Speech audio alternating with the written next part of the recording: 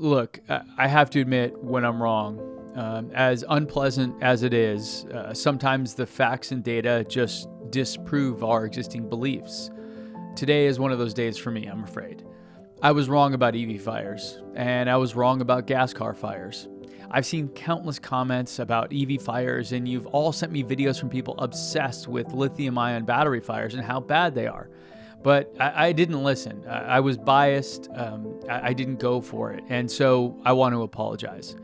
The truth is that I found some data here that really changed my view on things, and it's time to come clean about it. Back when I was debunking the video from these good old boys in Florida ranting about EVs exploding due to flooding from hurricanes, they mentioned something that I hadn't heard of before. See if you can spot it. We read just the other day that Ford told 180,000 hybrid owners to not park your car inside while they look for a repair on one of their circuits or systems. They absolutely did. They said, put your car outside and don't charge it in the garage. Yeah. Did you catch it? There's a thing out there called park outside recalls, which are the most dangerous kind, and it is such a high risk that the NHTSA recommends that you don't keep the car inside of your garage, usually due to risk of fire.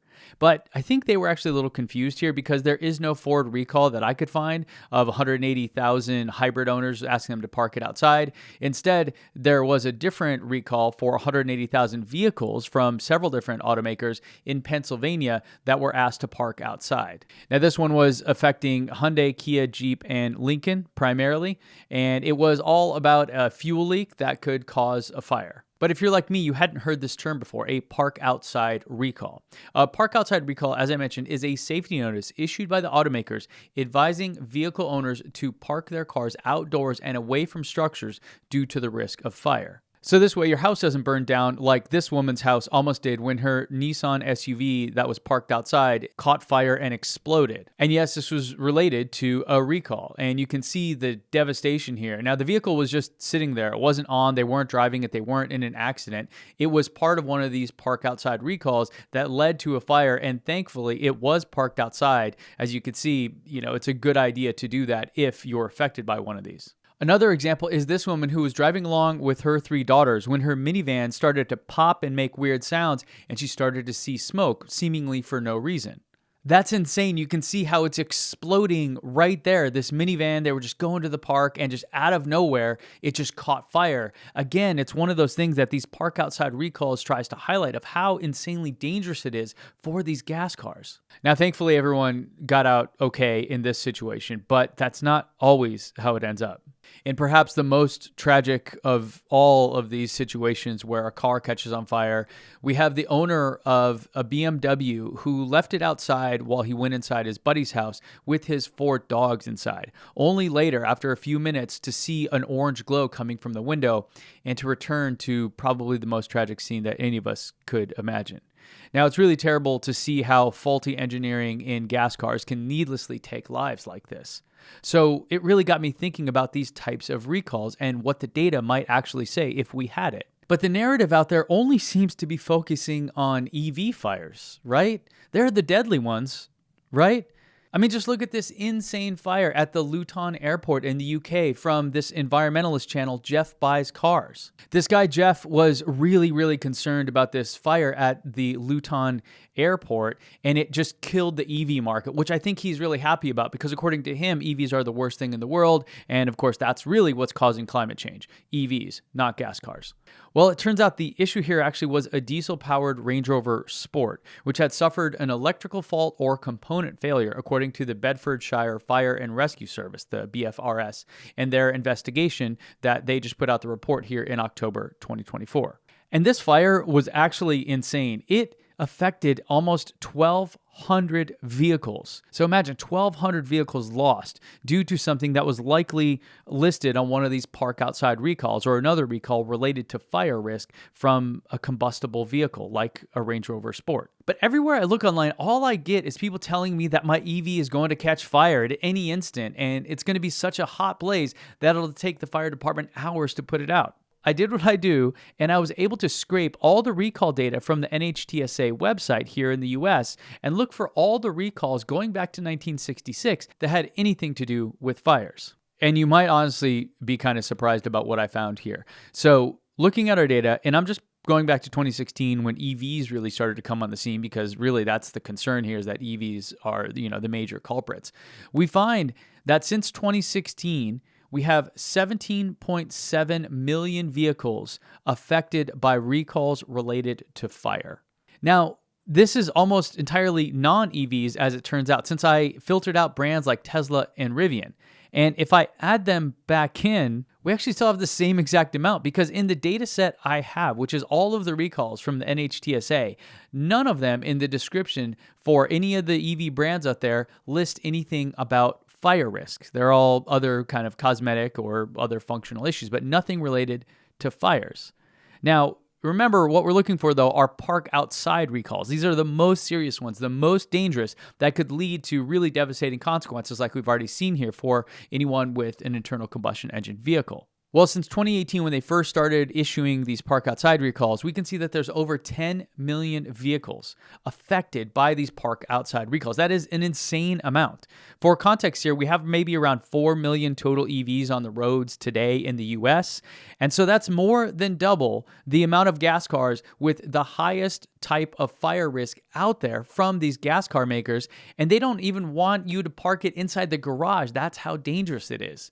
It really shocked me, and I think it should you as well. And the more I dug in, I found that the recalls really affected every automaker out there, with the exception of the all-electric ones. Hyundai and Kia seem to be the ones with the highest amount of this, and that's unfortunate because I really like their cars. But there is just so much risk of fire, so much so that they want you to park it outside. It's that dangerous. And to the tune of over 10 million vehicles in the US, it's just insane to even think about that. For example, here's one from the NHTSA back in 2023, where Kia and Hyundai issue a recall for 3.3 million vehicles. That right there is about how many EVs there are. It's maybe somewhere north of that now with this year's sales. And then you have the Kia Telluride, again, 460,000 vehicles issued a park outside recall for risk of fire. And just recently, we have Honda issuing a recall for 720,000 vehicles for risk of fire, crash, or injury. Now, Jeep has had some issues as well with their Wrangler plug-in hybrids, as well as the Grand Cherokee. And of course, it's not just related to them. GM has recalled issues with all kinds of models, including 40,000 pickups due to fire risk. And yes, the most beloved brand by aging auto mechanics out there everywhere, Toyota, still has the same problems as everyone else. Really, no one is immune here, except for, it seems, the main automakers that just do EVs, like Tesla and Rivian. But the bottom line here is that if you or someone you love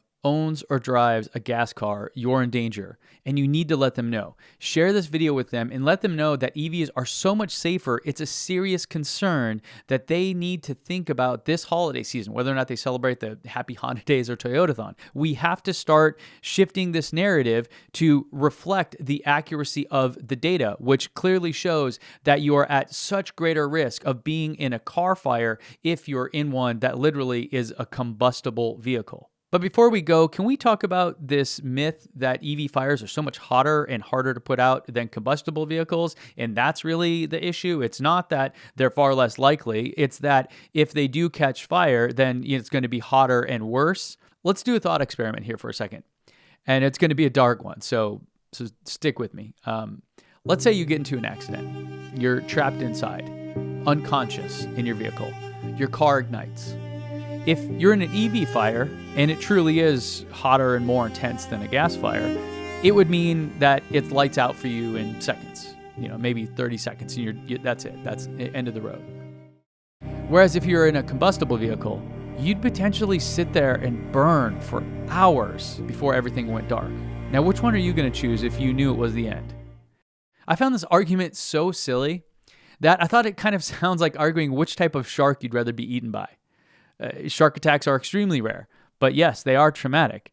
And if you wanted to do the same thought experiment, would you rather be eaten by a shark that just is taking one little bit at a time, chomping away, prolonging the inevitable? Or would you rather just be hit by a massive white shark that takes one chomp and you're done?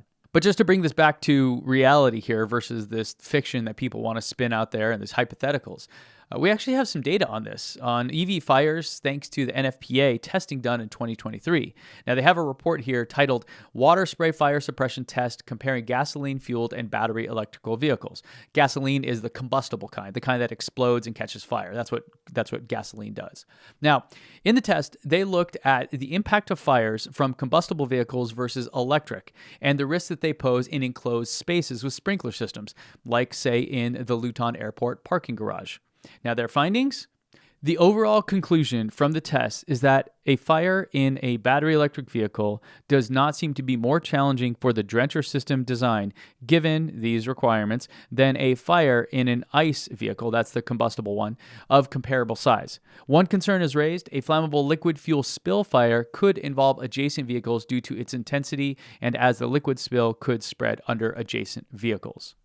And when you actually look at the temperatures here, they have a bunch of charts. The temperatures between the gas fire and the battery electric fire are all pretty similar. They're all really within the same range. So this myth that they're so much hotter and they're so much worse, I don't really think is true. But is that it? Is everyone out there that talks about this lying when it comes to EV fires being more dangerous? We need more data. And that's really what's going to help us separate fact from fiction here. Electric cars are here to stay, no matter what you hear online. And by the recall data we look at today, I'd argue that they are far safer than their combustible counterparts when it comes to fires. So please, let your family and friends know about this. A vehicle fire is traumatic, and I don't want you or anyone you know to get hurt. So show them this data. Let them know about the awesome and safe alternative of an electric car compared to their combustible one. It truly could save their life. Now that's it for this one, guys. Check the join button down below, which seems to work better on desktop, by the way, and come hang with me behind the scenes and get extra perks as well, like member badges and custom emojis and a private Discord server that we can keep in contact with each other. Either way, thanks for watching. I'm glad to see you back here, and I'll see you in the next one.